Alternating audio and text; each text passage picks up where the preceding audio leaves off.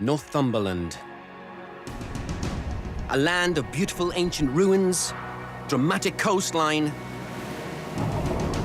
and spectacular wildlife. I thought I'd seen and done it all. How wrong I was. Oh, look at that! Doesn't that make your heart sing, eh? Yes, I'm back, and it turns out there's a whole new side of Northumberland that I've yet to explore. In this new series, I'll be discovering some of my home county's greatest hidden treasures.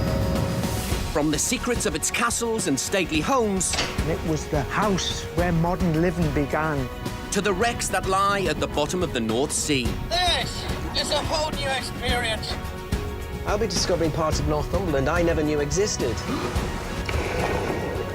It's my greatest adventure yet.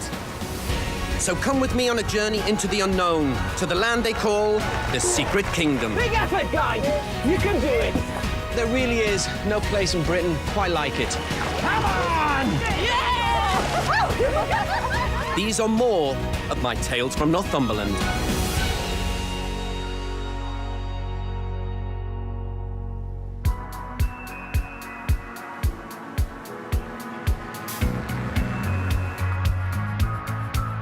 My journey into hidden Northumberland starts by the sea.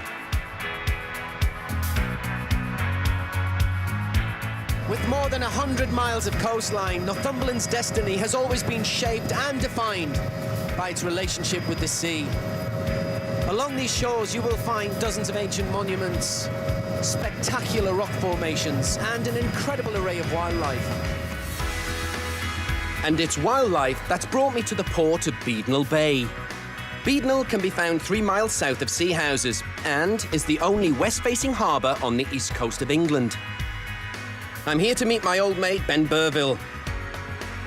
Ben is a local GP, but his big passion is marine biology.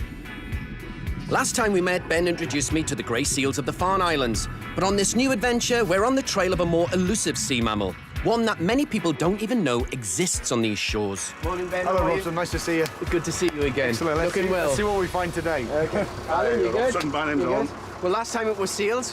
What are we hoping to see today? We're hoping to find white-beaked dolphin. Yeah? So we're going to go out to the North Sea. Yep. And they're going to come to us, and we're going to have a joyous day. In a perfect world. In a perfect world. Yeah, but it's nature at the end of the day, and we never really know what's going to happen out there, and that's part of the real excitement. Okay, well, we won't see anything here. No, let's go. get going. Let's go.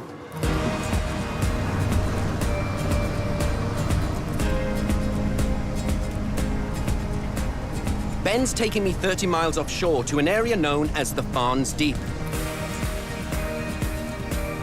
Formed by glaciers millions of years ago, it reaches depths of 100 meters in places and is a popular feeding ground for a wide range of sea life. Obvious question, Ben. What are the white-beaked dolphins doing here? Well, it's a really good question. To be honest, we don't really know.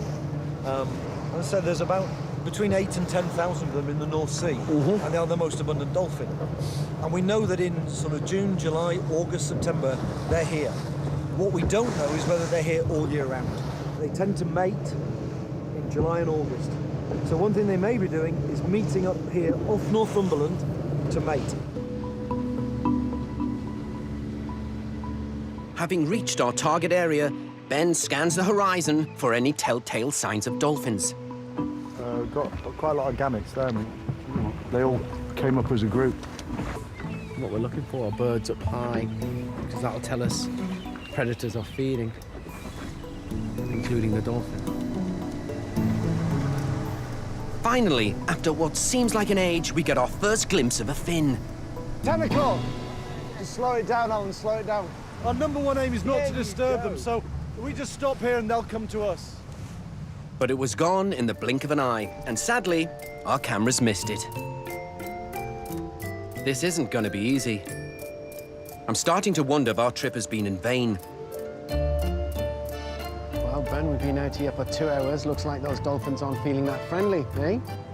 No. But good things come to those who wait.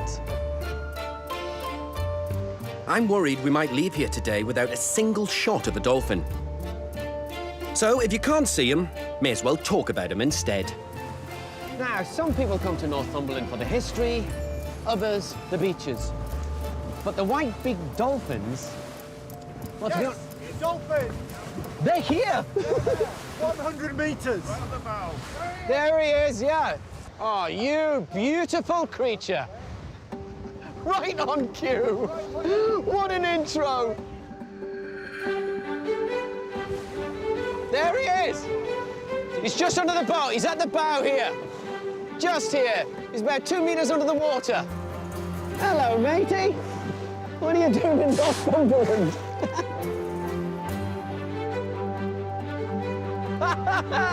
Oh, look at that. Wow, what a sight!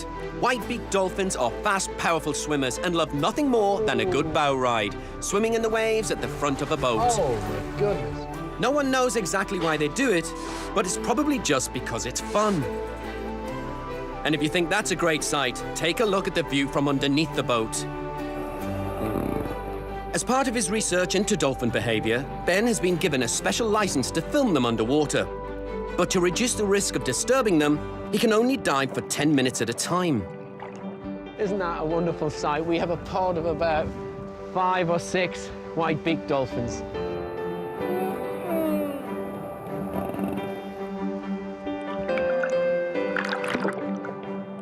To assist Ben with his underwater research, on deck Simon Lang from the Newcastle School of Marine Science is recording the sounds using an underwater microphone. And how are they sounding? Are they in a good mood? Can you tell by the sounds if they're in a good mood or a bad mood, or just curious? I don't know if we can tell by mood, but we can certainly begin to think about what they might be doing. We just want to identify why they're here, when they're here, and also what they're doing when they're here, really. And that will help us to identify how we can manage the environment better so we're not at conflict with the dolphins' activities.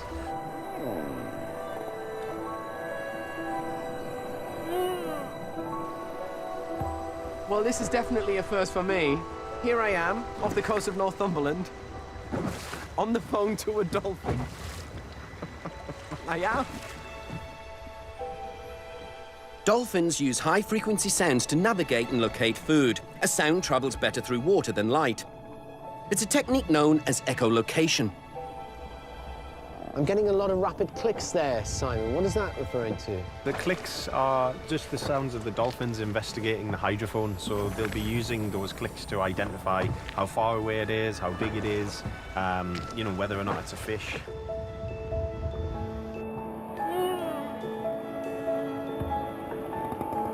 They're just the most intriguing animals. Every time you see them, you don't know what you're going to get. You don't know whether you're going to get big pods, small pods, breaching from the water, or maybe they'll be evasive, and you get all kinds of interesting sounds. So it's just exciting. While I've been chatting to Simon, word's got round in the dolphin world that there's a boat in the area. Ben's just told me that they're communicating to other pods of dolphins, that there's something curious in the area, and they should come and have a look.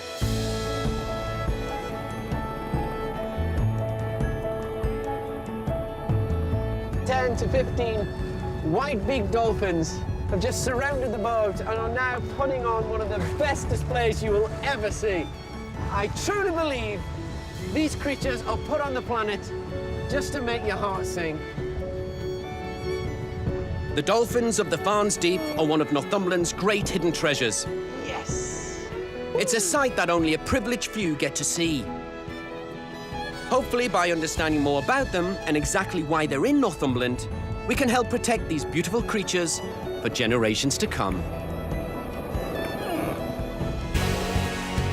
In this new series, I'm exploring the hidden treasures of my home county of Northumberland. It's a part of the world I know well, but as I'm finding out, there's so much still to discover. From its rare wildlife and remote and secluded valleys, to ancient monuments that offer a unique window into our past. Hidden amongst this vast woodland on the banks of the River Coquet lies one of Britain's most important, but least well-known, historical gems.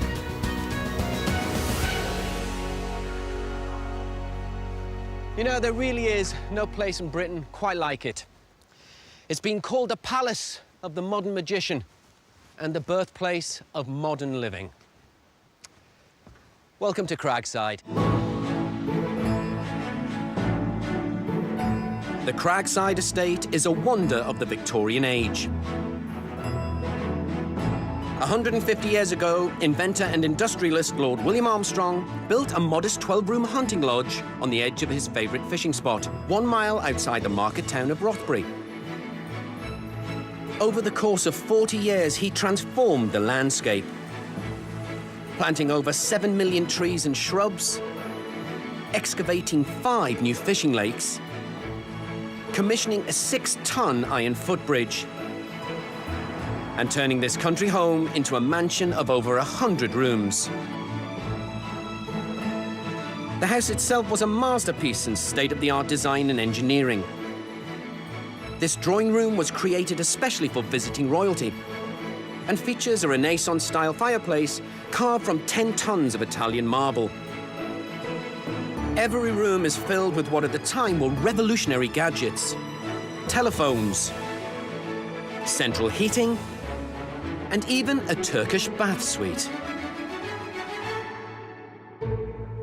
I mean, this place is incredible.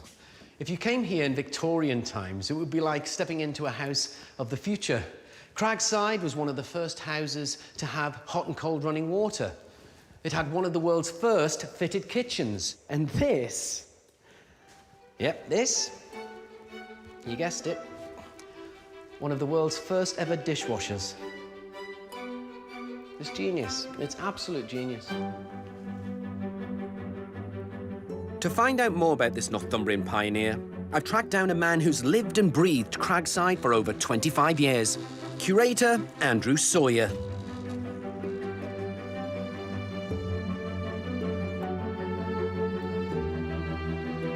We've all heard of engineers such as Brunel and Stevenson, but do you think Armstrong deserves more recognition?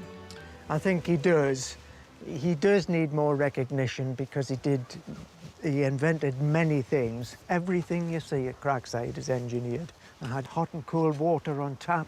He had a water-powered lift, so he didn't even have to walk upstairs to go to bed. He had a water-powered rotisserie in front of the fire to turn his meat. It was the house where modern living began, really. But perhaps Cragside's greatest claim to fame is that it was the first house in the world to be lit by hydroelectricity. Lord Armstrong saw the use of coal as wasteful and extravagant, and instead looked at new ways to harness Northumberland's natural resources. When he's just aged 25, while he's out fishing, he sees a water wheel and he thinks of that water wheel's terribly inefficient. It's only using 5% of the available water to drive that. And he goes away and he invents a hydroelectric machine. By 1878, Armstrong had successfully used the estate's lakes to drive an electrical generator, the world's first hydroelectric power station. Hydropower is just the most wonderful miracle because it's turning a simple liquid, water, into light.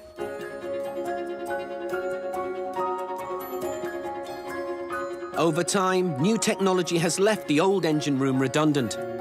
But today, after more than 100 years, it's time for hydroelectricity to return to Cragside. After 30 years of planning, Andrew and his team have realised their dream of installing an Archimedes screw at the entrance to the grounds. And I've been given the great honour of officially switching it on. But what exactly is an Archimedes screw? I asked Cragside engineer Robin Wright to shed some light on the subject. I have to say, Robin, at a glance, the Archimedes screw looks like a giant corkscrew in a cage. How does it work? Well, basically water comes in the top, sits on the blades, drives the blades, provides the power, and in the box at the top is a generator, and the generator provides power for the house. And what would something like that actually power? A light bulb, a fridge, a room? It's enough power to light the house today, which Armstrong, I think, would have been pleased that we were still doing that. Now then, you've given me the impossible responsibility of pushing the button and turning this thing on. Can you guarantee that I'm not going to look stupid? It is going to turn, isn't it? I would say it was going to turn, yes, definitely. Right, well, here goes. There's a bit of a crowd, and the news cameras are here too. Looks like one of Northumberland's best-kept secrets might not be that for much longer. Let's just hope the technology doesn't let me down. Do you know what? It's like a first night at the theatre. I've never been so nervous in my life.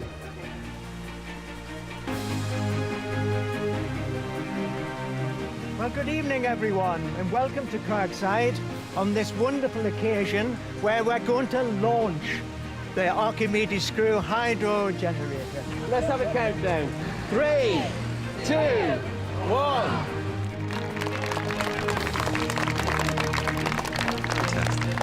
At the touch of a button, Cragside is once more powered by hydroelectricity.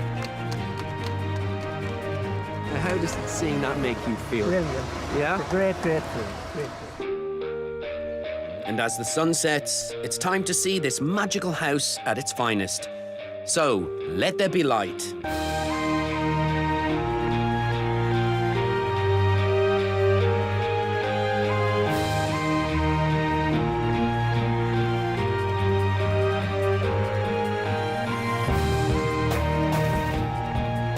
We can only imagine what Lord Armstrong would think of Cragside today. But I've got a feeling he'd be very proud that his ideas and his inventions are just as relevant today as they were 150 years ago.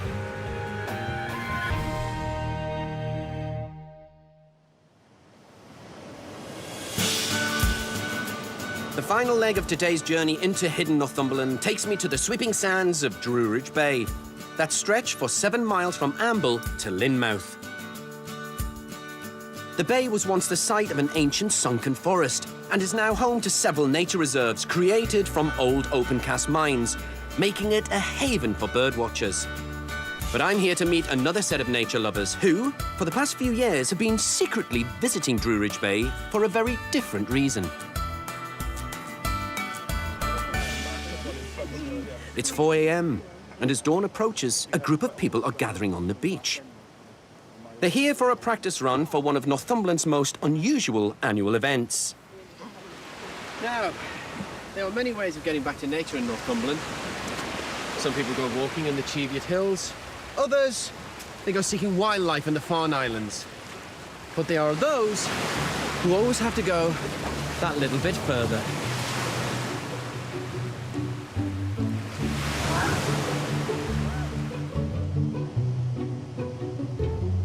Every September since 2011, the Northeast Skinny Dip has drawn hundreds of people to this bay in an attempt to break the world record for naked bathers. They've not broken it yet, but it's all in a good cause, to raise money for mental health charity Mind. We're all gonna get naked soon. The event is the brainchild of paramedic Jax Higginson. When the sun rises, right over there, we're gonna run right towards it. The water looks perfect this morning. I'll take your word for that, Jax. It may be July, but the water's still just a chilly 12 degrees. Rather them than me. Jax, how the devil are you? Really well. How are you? Good. I've not heard of skinny dipping on Druridge Bay. Is it legal? I believe it's okay, as long as you're not taking your clothes off with the intent to cause offence or harm. Skinny dipping, for me, is about connecting with nature. And when I connect with nature, I feel good. And what kind of people join you in the skinny dip? All sorts of people. I'm part of a big community, an international community of wild swimmers. And then there's people who just want to take a risk and just want to experience something new. And they're inspired. But why not put on a 5mm suit, which is going to keep you nice and warm, and you can swim in there for hours? Why do you have to be naked? It's very cold in there, I don't deny that. It's very cold, but that's the thing that brings the feeling to your whole body. There's nothing quite like that feeling.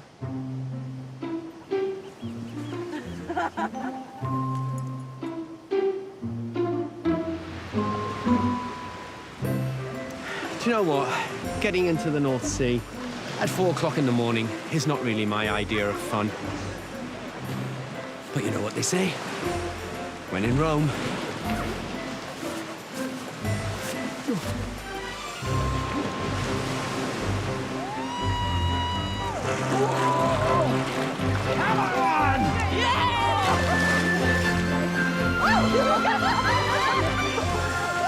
right. This is Northumberland! You bunch of lunatics!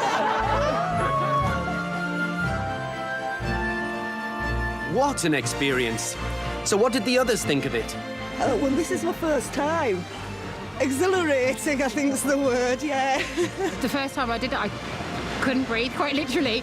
It was just magical.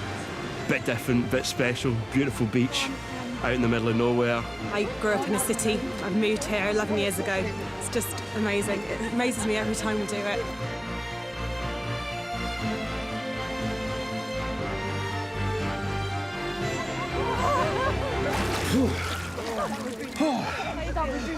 Yes, it is perishing. And I think I'm nearing hypothermic shock.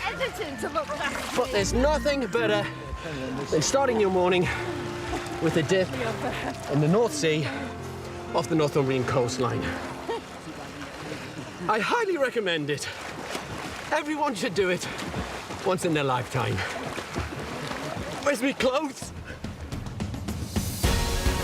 Next time, I continue to discover a whole new side to my home county as I head into the wilderness of the Northumberland National Park, a land of hidden valleys, ancient traditions, and some real surprises. This particular area that I'm walking through now is actually a war zone. There's UEFA Champions League action live tomorrow. Paris Saint-Germain face Chelsea at 7:30.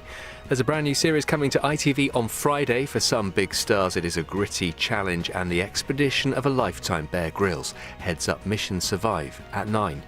So is Callum setting David up? We're back in Coronation Street next.